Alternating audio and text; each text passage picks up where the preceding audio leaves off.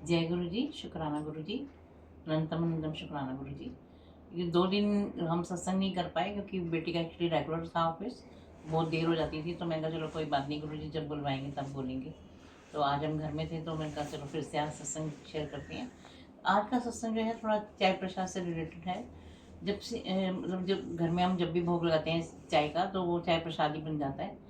तो जब से हमारे घर में गुरुजी की गद्दी लगी है, गुरुजी ने एक टाइम स्पेशली फिक्स किया हुआ है सुबह 6 बजे का, कि चाय प्रसाद और 2 बिस्कुट जो हम कौन होते हैं गुरुजी को देने वाले, रूखा सूखा उसका भोग लगाते हैं।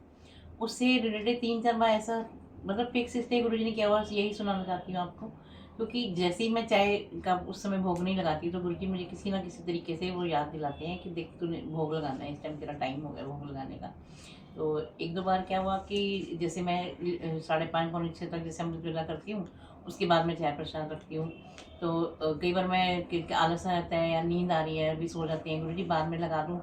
आप ये मानोगे नहीं कि ज़रूर कोई या तो जमादार आ जाता है, या काम वाली आ जाती है, या कोई ऐसी बेल बजा के भाग जाता है। ऐसा लगता है किसी ने अभी अभी बेल बजाई थी, अरे अच्छा 6 बज गए, गुरुजी की चाय प्रसाद का टाइम हो गया। गुरुजी मुझे ऐसे ऐसे याद दिलाते हैं।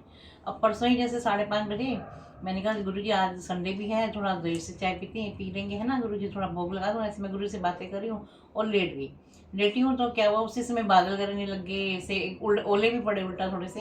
तो मेरा नींद फिर खुल गई। मैंने कहा क्या हुआ एकदम से, अभी तो मौसम साफ था, क्या हो गया।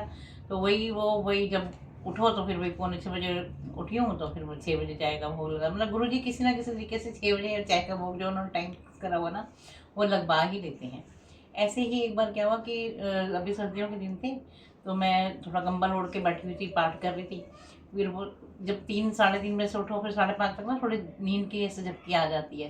तो मैंने उस दिन भी गुरुजी बहुत निक आ गया है, तो आपको आज ना चाय प्रसाद, मैं गुरु से बातें कर रही हूँ, आज आपको ना चाय प्रसाद थोड़ी देर से पिलाऊंगी। ये कह के मैं कंबल में ऐसे ही लुढ़क गई कि चलो निक आया हुआ है, यहीं सो जाती हूँ। तो इतने में क्या होता है, 5 मिनट बाहर, अभी 5 मिनट भी नहीं हुए होंगे मुझे लेटे हुए, तो मुझे आवाज़ आती है मम्मी मम्मी। मैं कहा अरे बेटी ना दूसरे रूम में सोती है जहाँ गुरु जी की गद्दी है, मैं दूसरे रूम में सोती हूँ। मैं गई, मैंने कहा पता नहीं क्या हुआ है इसको, मैं देखने गई तो देखा वो तो कंबल लेके आराम से लेटी हुई है, सो रही है। फिर मैं वापस आ गई, अभी मेरे दिमाग में स्ट्राइक नहीं गया कि क्या बात है जो ऐसे आवाज़ आ रही है।